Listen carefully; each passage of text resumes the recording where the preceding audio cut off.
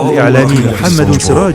تبسم، فإن الله ما أشقاك إلا ليسعدك، وما أخذ منك إلا ليعطيك، وما أبكاك إلا ليضحكك، وما حرمك إلا ليتفضل عليك، وما ابتلاك إلا لأنه يحبك. بعض الأبواب لم تفتح لأنها ليست لك. بعض الأشخاص اختفوا من حياتك لأنهم صفحة وليسوا كتابا. بعض الفرص ضاعت لأنك بحاجة للخبرة أكثر من الحظ.